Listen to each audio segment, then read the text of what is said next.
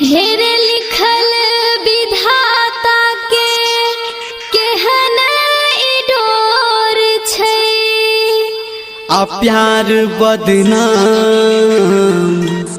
इही सगरो सोर छै आ करबै जे प्यार हम ई कसूर किया होई छै आज करा दिल से चाही वह दूर किया होई छै।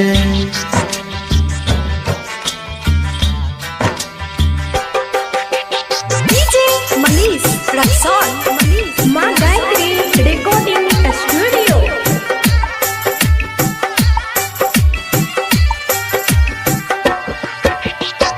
जहिया तोहर शादी है तो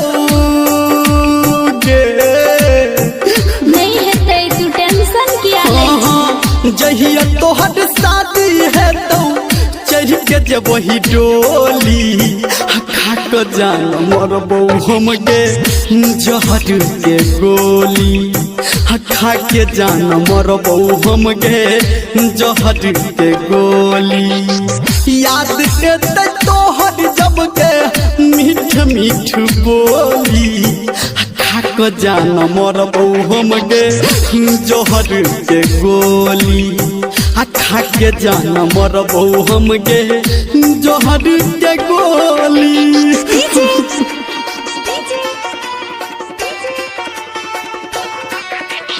मनीष रक्सौल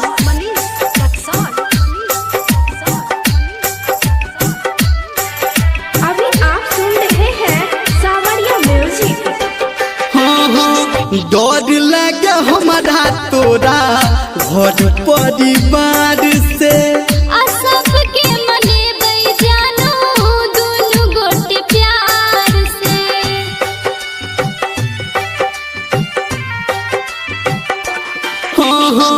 डर लगे हमारा तोरा घर परिवार से आ सबके मनेबै जानो दुनु गोटे प्यार से। आ मांगलो पे भरतौ नहीं जे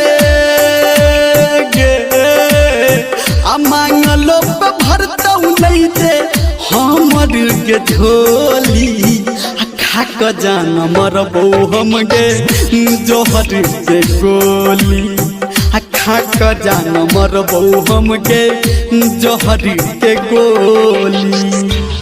DJ Deepesh Yadav Murtujaapur DJ Manish Raxaul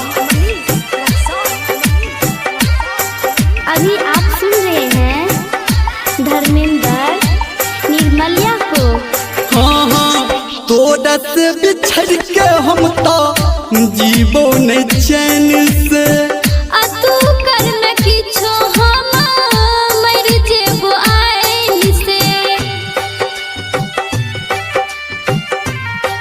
रे सुनना तोरा से बिछड़ के हम तो जीवो नहीं चैन से आ तू कर न किछो हम मर जेबो आइन से। कहो धर्मेंद्र तोरा गे कहो धर्मेंद्र तोरा मुँह अपन खोली खा के जान मरबो हम गे जहर के गोली खा के जान मरबो हम गे जहर के गोली। Murtujaapur